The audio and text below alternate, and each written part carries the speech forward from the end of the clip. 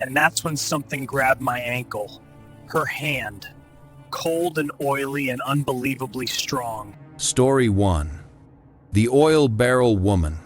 My name is Georgia. I didn't call off work that day. I should have. A few years back, right after I left college, I took a job as a fry cook at a local fast food place that looked like a famous chain from a distance, but up close, it was obviously a knockoff. The kind of spot with a smiling chicken on the sign that almost felt familiar, with menus that tried to copy the real thing, and prices that were just low enough to keep people coming back like it was a secret they were proud of.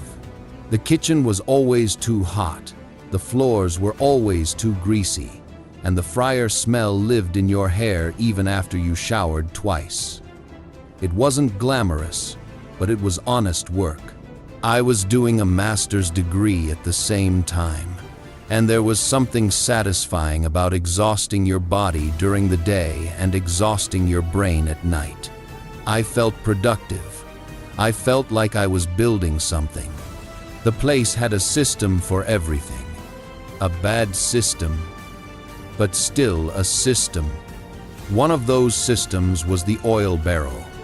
Out back, behind the restaurant, there was a chain-link fenced area with dumpsters, broken pallets, old crates, and a big metal drum where we dumped used fryer oil when it was time to change it.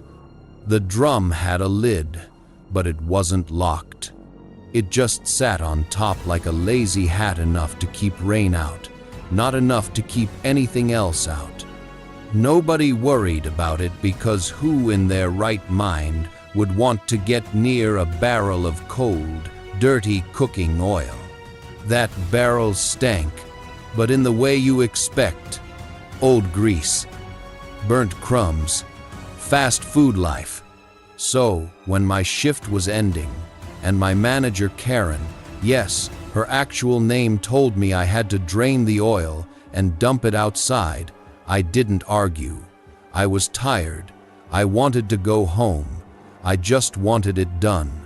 The fryers had cooled, so the oil wasn't dangerous anymore, but it was still heavy.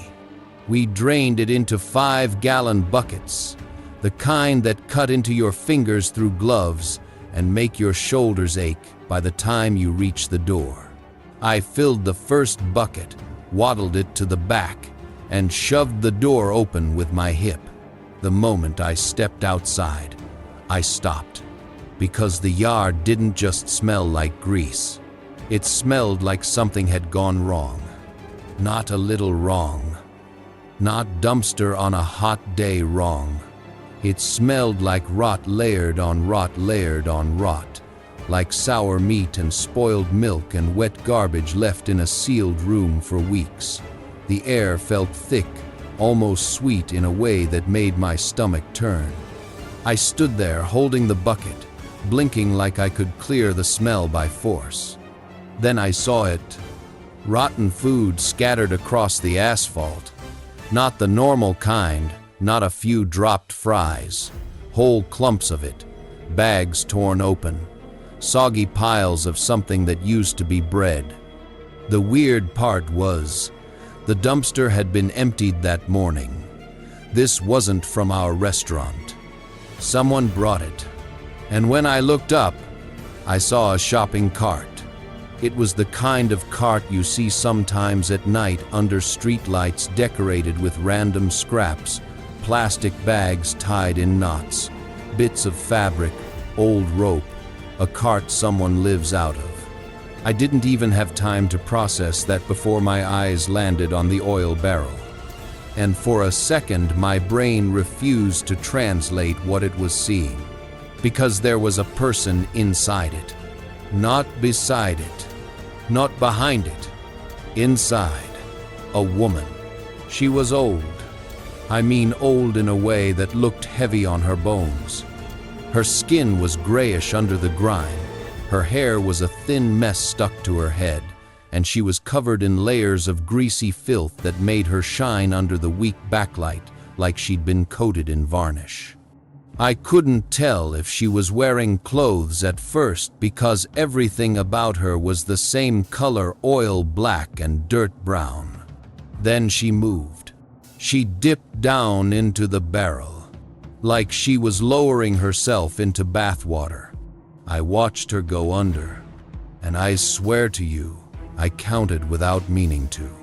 5 seconds, 10, 20. My mouth went dry. 30. I stood there, frozen with that bucket in my hands, the handle biting into my gloves, because I couldn't make myself step forward and I couldn't make myself step back. My mind kept trying to find the normal explanation. Maybe she dropped something in there. Maybe she fell. Maybe she needed help. Then she exploded out of the barrel like a diver breaking the surface. She gasped loud, hungry, almost pleased, and oil poured off her face and down her chest in thick streams. It spilled out of her mouth, dribbled from her chin, slid down her neck like she'd just swallowed half the barrel and couldn't keep it in. Her eyes found me immediately, and the moment she saw me, her expression changed like someone flipped a switch. She spat. A thick, dark wad of oily spit flew through the air in my direction and slapped onto the ground a few feet away. It wasn't close enough to hit me, but it didn't have to. The message landed anyway. I stepped back without thinking. The woman's mouth opened and she started screaming, not words at first, just sound. A raw, cracked shriek that didn't match her size. It came out too strong, too loud, like it had been stored inside her for a long time. She pointed at me with a gnarled finger and shrieked again. And now the sounds turned into messy syllables, broken phrases, anger that didn't need to make sense. I tried to speak. I wanted to say something simple, something normal. "Ma'am, are you okay? Can I help you? Please stop." What came out was, hey, please, you can't." She cut me off with another scream that turned into laughter for half a second, then snapped back into rage. And that's when she started climbing out. Oil made her move strangely too fast in bursts, then slipping, then catching herself again. She slapped her hands onto the asphalt and hauled herself up like she was crawling out of a swamp. I backed toward the back door, thinking, get inside, lock it, call someone. My bucket of oil was still in front of me, heavy, stupid, useless. I stepped back again, and my heel hit the wall. The woman lunged toward me, more sliding than walking, and I panicked. Not at her, at the door. Because if she got inside, the kitchen, the food, the customers, my coworkers. So I did something dumb on instinct. I kicked the bucket I'd used to prop the door open. The door slammed shut behind me, and I heard the lock click. For a half second, relief. Then I realized what I'd just done. I was still outside. I stared at the door like it had betrayed me. I grabbed the handle. Locked. I slapped the metal. Nothing. The woman let out a sound that was almost a giggle, thin and wet, and she started crawling toward me again, oil-slick hands dragging across the ground like she was used to moving that way. I looked at the chain-link fence.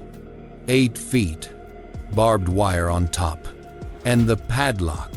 The gate was locked. I hadn't noticed it before, because it always was. Employees had keys. Managers had keys. Karen had keys. Karen wasn't here. I was trapped in a small fenced yard with a woman who had been bathing in old cooking oil like it was sacred water, surrounded by rotten food that didn't belong to us. And now she was coming toward me like I was the next thing on the menu. I backed away, palms up, trying to sound calm, even though my heart was hammering so hard it made my hearing feel narrow. "Okay," I said, forcing my voice steady. "Okay, I'm not gonna hurt you. I'm just leaving, all right. I'm just gonna..." She screamed again, and this time it wasn't random. It sounded like accusation, like she believed something about me so deeply that my words couldn't touch it. She crawled faster. Her hands slapped into the oily puddles on the ground because the barrel had shifted, and now oil was pooling everywhere, mixing with the rotten food, turning the yard into a slippery, stinking trap. I tried the door again. Locked. I spun and ran toward the dumpster. Not because it was safe, because it was high. I could climb onto the dumpster, get over the fence, hit the front of the restaurant, and call the cops. That was the plan my brain offered like a rope. I sprinted across the yard, slipping once, catching myself, shoes sliding in grease like I was running on ice. Behind me, I heard her. Not footsteps, a wet scrape, a dragging, sliding movement that was somehow fast because the oil made her glide. I reached the dumpster, grabbed the edge, and hauled myself up. My hands slipped. I gripped harder. My stomach clenched with disgust because the metal was slick and cold and smelled like everything people throw away. I pulled myself onto the lid, and that's when something grabbed my ankle. Her hand, cold and oily and unbelievably strong. She yanked, hard. My foot jerked out from under me, and for a terrifying moment I almost went backward into the yard, into the greasy mess, into her. I kicked out blindly, stomping down hard enough to break her grip. She shrieked like I'd insulted her soul. She shrieked like I'd insulted her soul. I didn't stop to see if I hurt her. I didn't stop to apologize. I didn't stop to think about anything except distance. I launched myself from the dumpster toward the fence. My hands hit the top. My fingers caught chain links. I threw a leg up, and my jeans snagged, right at the knee. A tear caught on the wire like a hook. I felt my body swing, and suddenly I was hanging half over, half under, suspended like a stupid animal in a trap. Panic flooded my throat. My brain tried to calculate if I could wriggle free without tearing my pants completely off. I heard her beneath me. That sliding scrape. I looked down. She was standing now, wobbling, oil dripping off her like rain, staring up at me with a smile that didn't belong on a human face. I screamed. Not a movie scream. Not a cute scream. A raw, humiliating scream for help that ripped my throat and didn't stop. I screamed again and again. Someone out front must have heard, or maybe someone was walking by. I don't know. I didn't care. I just screamed until my voice turned into a rasp. A man appeared on the other side of the fence like a miracle you don't deserve. He grabbed my waist and yanked me down hard enough that my jeans ripped more and I fell onto the pavement outside the yard. I scrambled backward on my hands, not even standing yet, not even caring how I looked, just backing away like the fence might vanish. The man looked through the chain links and made a sound half disgust, half shock, because now he could see it too. The yard, the oil spill, the rotten food, and the woman. She had moved closer to the gate now, still inside, still trapped behind the lock, staring out at us like we were the ones trespassing. Her lips moved. I couldn't hear what she said over my own breathing, but I saw the shape of the words, and she smiled again. Not angry this time, satisfied, like I'd finally understood the rule. I got up and ran around to the front of the restaurant, banged on the door, got someone to let me in, and then Karen handled the rest in the way Karen always handled things: sharp voice, quick phone call, annoyed like the universe had inconvenienced her. The cops came. I gave my statement with shaking hands and greasy fingerprints still on my sleeves. They went out back, and I don't know what they did after that, because Karen sent me home like I was a liability. I never found out the woman's name. I never found out how she got in. I never found out how long she'd been using our yard like her private space, or how many times she'd climbed into that barrel before someone finally saw her. But I know one thing. That wasn't the first time she'd done it. Because the rotten food didn't look like one day of trash. It looked like a routine. And the worst part? It wasn't seeing her in the barrel. It was the moment the door slammed and the lock clicked and she smiled like the yard had chosen a side. Like she'd been waiting for someone to be alone back there. Like the barrel wasn't just a barrel. Like it was a place she returned to again and again until someone walked in and finally became part of it. I don't work fast food anymore. And if I ever walk behind a restaurant at night and see a fenced dumpster yard, I don't look inside.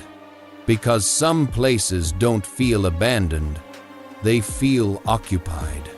And once you see what's living there, you don't get to unsee it. Story 2. He whispered it. Every time I was alone. A quiet dinner at an expensive restaurant turns wrong when a stranger keeps leaning in to whisper the same phrase only when my husband isn't at the table. The worst part is realizing it isn't random. It's coordinated. My name is Claire. I was 18 the first time I learned that fancy doesn't mean safe. My husband wasn't my husband yet, not officially, but we'd been together long enough that everyone treated us like we were already married. We lived in a small rural town where people knew your last name before they knew your first, and the only reason we got a reservation at that restaurant was because his father knew someone who knew someone. The place sat out in the middle of nowhere, half an hour past the last gas station, where the road turned into long black stretches of nothing. From the outside, it looked like a converted farmhouse with warm lights in every window, like a postcard version of comfort.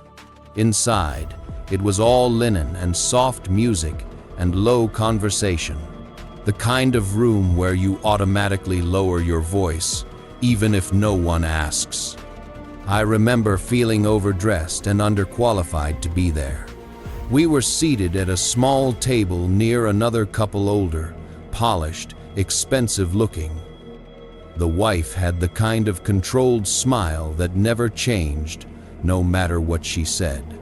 Her jewelry was subtle in the way only truly expensive jewelry can be.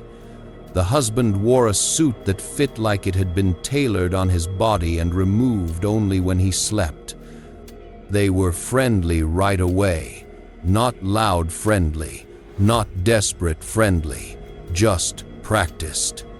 They asked where we were from, what we did, how we liked the restaurant, normal questions, social questions, the kind that build a profile without sounding like an interview. I didn't mind at first. I was relieved, honestly. It made me feel like I belonged there. My boyfriend, my future husband, was more comfortable than I was. He knew how to sit in that kind of place without looking like he was trying. He chatted easily. I followed his lead. Then, he excused himself for a cigarette. Back then, people still smoked at restaurants, but the inside smell made me nauseous, so he always stepped outside. He didn't take long, usually. 10 minutes, maybe.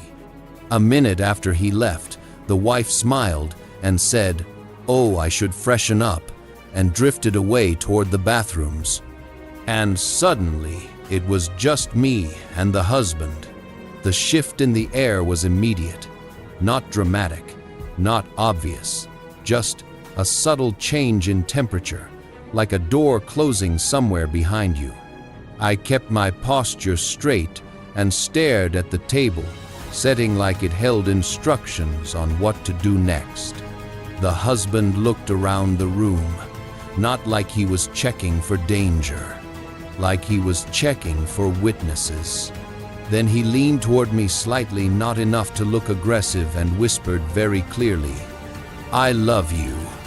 It wasn't loud, it wasn't playful, it wasn't slurred. It was calm, controlled. A private sentence placed carefully in my ear.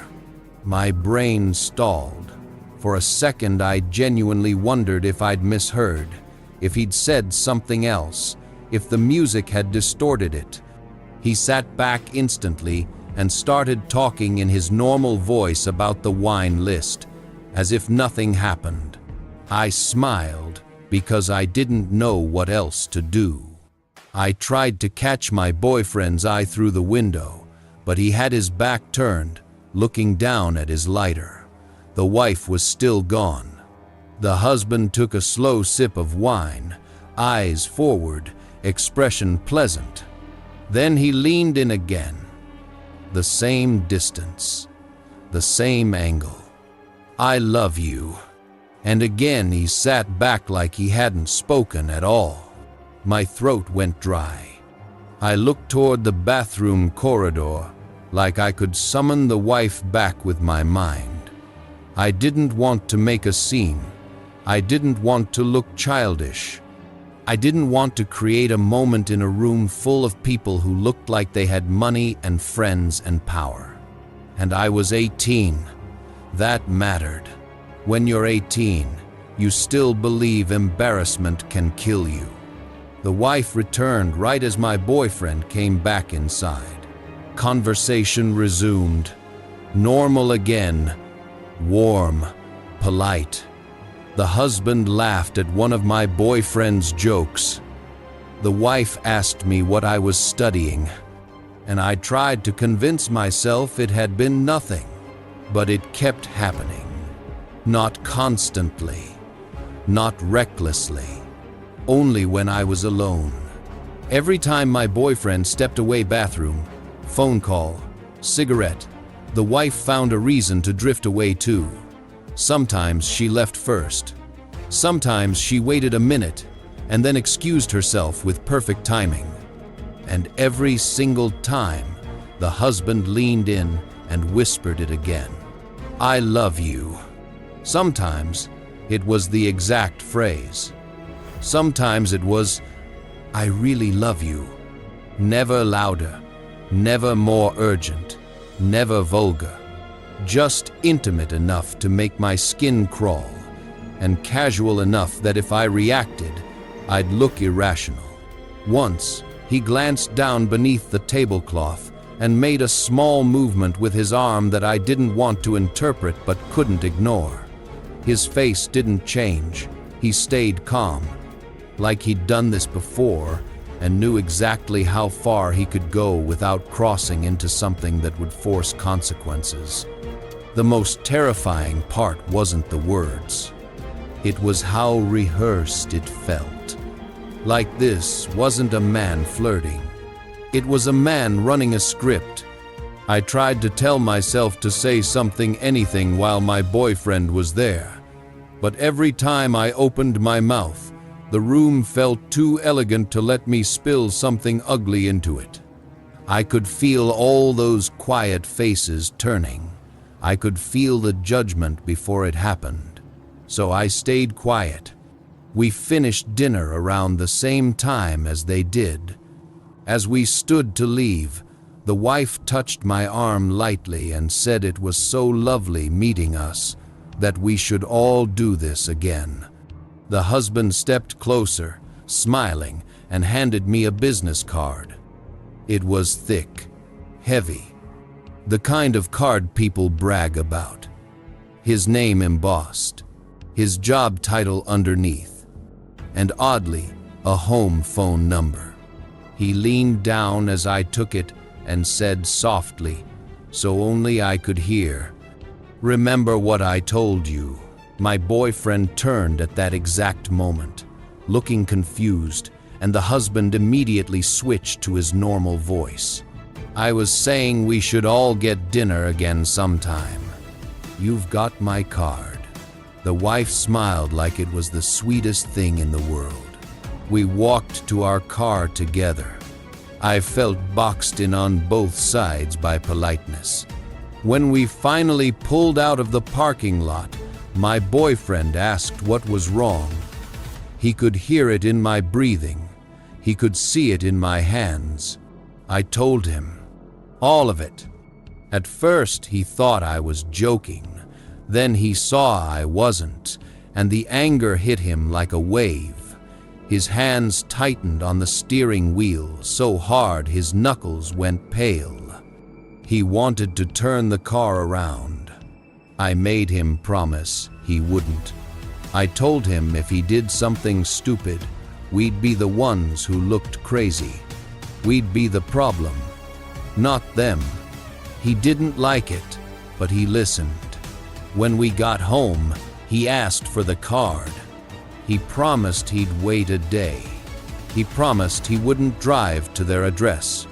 I gave it to him anyway because I wanted the feeling of control back, even if it was fake.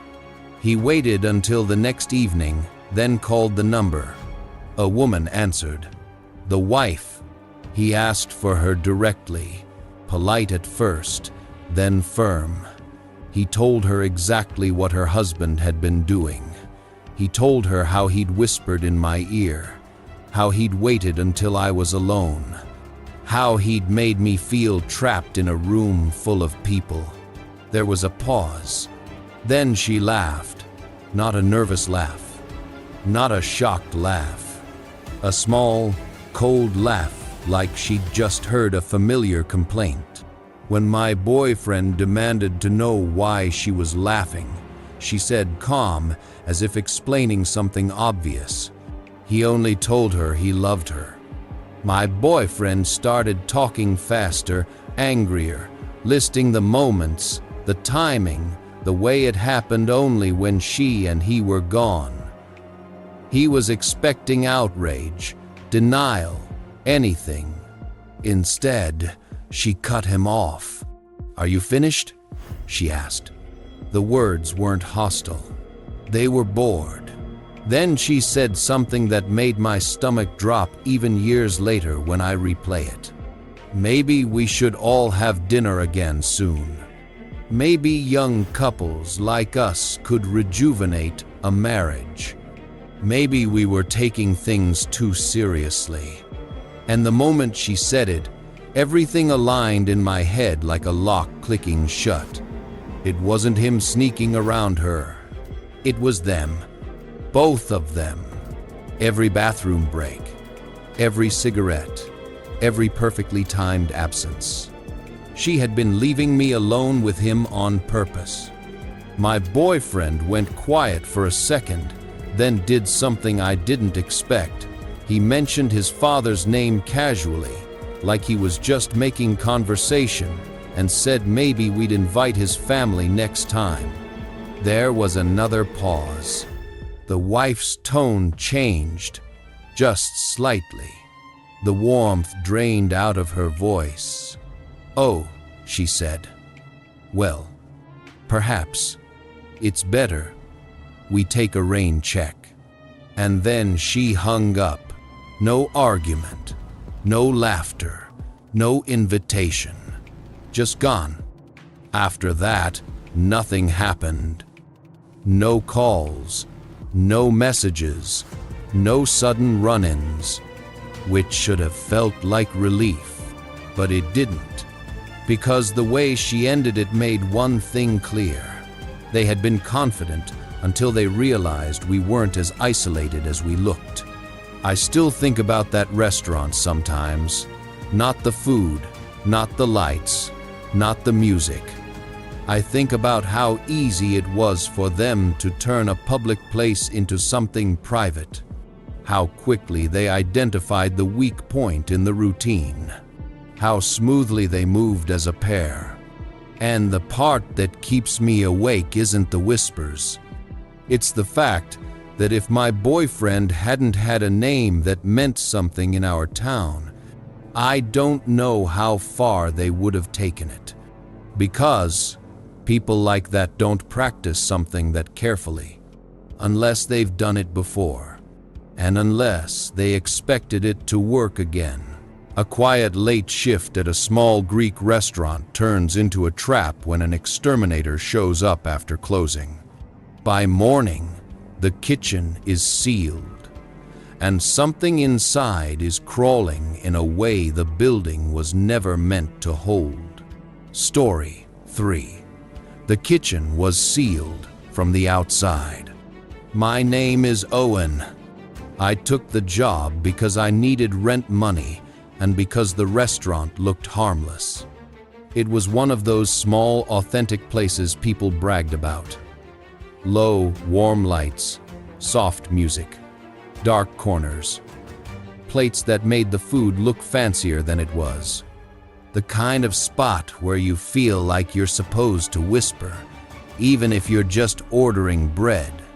The owner was a man everyone called Mr. T. Big laugh, big personality, big mood swings. On a good day, he made you feel like you were part of something special. On a bad day, the whole building felt like it was holding its breath, waiting for him to explode. I'd only been working there a short time when he pulled me aside near the end of a slow shift and told me, very casually, that I was running front of house that night. No backup, no second server, just me. He said it like it was a compliment, like I'd earned it. Then he added something that didn't belong with the rest. He told me that if nobody came in by late evening, I could close early, send the kitchen staff home, and then stay inside until my shift ended. Clean up, lock up, keep an eye on the place. I asked why I'd need to stay if we were closed. He smiled, like I'd just missed the joke. A man might stop by, he said. Professional, you'll know. And that was all he gave me. No name, no explanation, just a man. The night stayed dead. No diners, no walk-ins, no calls. I sent the cook home. A young woman named Maria. She looked relieved to leave. I don't blame her. The place felt different when it was empty. Not scary, just too still. Like the restaurant only knew how to be alive when people were inside it. I locked the front, flipped the sign, and started doing the kind of cleaning you do when you don't want to admit you're alone in a building that's too quiet. Wiping already clean tables, stacking menus that were already stacked, checking the same locked door twice. At some point, I sat down at the host stand with a cheap handheld game, trying to keep my brain from inventing problems. That's when the knock came. Hard, fast, urgent. Not a polite "is anyone there?" Knock. You're here and I know it knock. I froze, listening. The knock came again, and I felt my stomach tighten because I realized something. The person outside didn't sound impatient. They sounded certain. I walked to the door and looked through the glass. A man stood there in work gear, heavy jacket, gloves, a patch on his chest like he belonged to a company. Behind him, a van was parked too neatly, like he'd done it 100 times. He raised his chin at me, like we were already in the middle of a conversation. "You're expecting," he said, not a question. His accent was thick enough that I had to focus to catch his words, but his tone was clear. He wasn't asking permission. He was collecting confirmation. I remembered Mr. T's warning, a man might stop by. So I unlocked the door. The moment he stepped inside, the air felt wrong. Not colder, not warmer, just rearranged, like the restaurant had accepted him faster than it accepted customers. He didn't look around, didn't comment on the decor, didn't do the normal "sorry to bother you" routine. He just nodded once and said he needed to work in the kitchen. I asked what the problem was. He gave me a smile that didn't reach his eyes. "Preventative," he said. "Bosses don't like surprises." That word "bosses" stuck in my brain. I didn't know Mr. T had bosses. I'd always assumed he was the top of the food chain. The man carried a large, dark crate by a handle. Nothing else. No spray tank.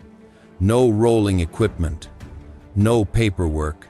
Just the crate, like it was the only thing that mattered. He walked straight toward the kitchen like he already knew the layout. A few minutes passed. Then he came back out, moved too quickly, and reached past me to the kitchen door. He didn't lock it. He latched it from the outside. And that detail didn't register as dangerous until later, when I replayed it and realized how insane it was that I let a stranger secure part of the building while I stood there watching. He turned to me and said, "Go home. Leave it closed overnight. Let it settle." I remember hesitating, looking toward the kitchen door, then looking back at him. He was already walking toward the front as if the conversation was done. I told myself it made sense. Exterminators did weird stuff. Chemicals needed time. Restaurants had rules I didn't know yet. So I walked him out. He didn't say goodbye. He didn't thank me. He just got into his van and left with the calm of someone who had done exactly what he came to do. I locked up, went home, and slept like an idiot. The next morning, I came back early because Mr. T had told me to open with Maria. I still didn't feel any fear. Not until Maria arrived and I mentioned, casually, that an exterminator had come by and treated the kitchen. Her face changed instantly. "What?" she said. I repeated it. She looked at me like I'd confessed to something criminal. "That's not how it works," she said. "You can't just put poison in a kitchen and shut the door. That's not a thing." The way she said it flat, certain, made my skin tighten. We walked to the kitchen door together. I reached for the latch. Maria grabbed my wrist. "Wait," she whispered. "Look first." There was a small window in the door. I leaned in, and my brain rejected what it saw. At first, it looked like the floor was moving, not like a mouse running, like the entire surface of the kitchen had become a slow, living carpet. Then my eyes focused, and I realized it wasn't the floor. It was bugs. Not a handful.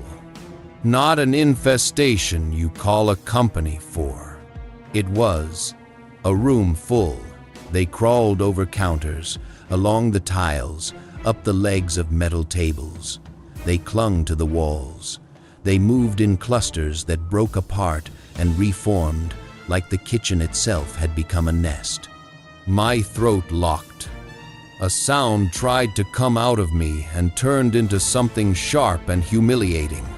I stumbled backwards so fast I hit the opposite wall. Maria looked again, longer than I could, and then she said something that made it worse. "They're not normal." I asked what she meant, like that mattered. She kept staring through the window, her face pale and tight. "They're too big," she said. "And look, the legs." I didn't want to look again, but I did. Some of them had a shape that almost resembled spiders, but wrong, too long, too stretched, built for corners and gaps. Their movement wasn't frantic. It wasn't panic. It was steady, like they weren't trapped at all.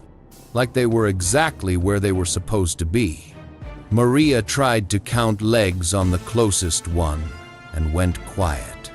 Then she swallowed and said, "They have more than they should." That sentence did something to my nervous system. It turned my fear into disgust. The kind of disgust that makes you feel like your skin doesn't fit right anymore. I told Maria we needed to call Mr. T. She already had her phone out. When Mr. T arrived, he came in loud and annoyed, talking like we'd interrupted something important. He accused us of overreacting. He said we were trying to get out of work. He said there was no way something like that could be in his kitchen. Then he yanked the latch open. He stormed in, and I watched the moment his confidence collapsed. It happened so fast it was almost funny, almost. His body jerked like he'd been hit by a wave. He shouted something in a language I didn't understand. Then he ran back out of the kitchen faster than any man his size had a right to run, slamming the door behind him and grabbing the latch like he was trying to keep the room from breathing. His face wasn't angry anymore. It was scared. Not "this is expensive" scared. Not health inspector scared. It was the kind of scared you get when you realize someone did this on purpose. He kept repeating one phrase over and over. "No police," he said. "No police." Maria stared at him like she couldn't decide whether to laugh or cry. I just stood there, shaking, feeling my brain finally connect the dots I didn't want to connect. The exterminator wasn't an exterminator. He hadn't come to kill anything. He had come to place something. And Mr. T wasn't surprised by the idea that someone would do that to him. He was surprised by the timing. Two of the creatures slipped under the door while Mr. T was trying to close it. They came out into the dining area like they were exploring. Maria reacted first. She grabbed a glass from a table, flipped it over one of them, and slid a menu underneath like she'd done it before. The other one moved toward me, and I swear to you, I couldn't move. Not because I was brave, because my body refused. Its face, if you can call it, that was wrong in a way I can't describe without you imagining the worst version your brain can produce. It wasn't just ugly, it was intimate. Like it had been built to trigger the part of you that flinches away from things you don't want to picture. Maria trapped that one too. Then we stood there listening to the kitchen on the other side of the door, full of motion, full of life, full of something that didn't belong in a restaurant. Mr. T made a call to someone he trusted, an actual pest guy, apparently, and he sent us home for the day. He kept repeating that we were closed for maintenance. I didn't go back, because on my walk out, I saw Mr. T standing by the kitchen door with his forehead pressed against the wood, whispering like he was praying, not to God, to the building, like he was asking it not to let anything else out. Days later, Maria texted me and told me what she'd learned. The bugs had a name, something exotic, something that didn't belong in our state, in our town, in our kitchen. And the worst part wasn't that they'd been there. The worst part was what it implied. Someone had collected them. Someone had transported them. Someone had waited until the restaurant was empty enough to trap the right person with a latch. Not to kill anyone, to send a message, and Mr. T understood that message perfectly. Because he never called the police. He never reported it. He just shut down for a while, paid whoever he had to pay, and acted like the night never happened. That's when I realized something I still can't shake. Some people don't threaten you with violence. They threaten you with fear, with proof that they can reach you anywhere. Even in a kitchen with locked doors and clean counters and soft music playing in the dining room. Even in a place that's supposed to be safe because it serves food. I never worked in restaurants again. Not because of customers. Because of back doors. Because of quiet nights. Because of the way a latch sounds when it closes from the wrong side.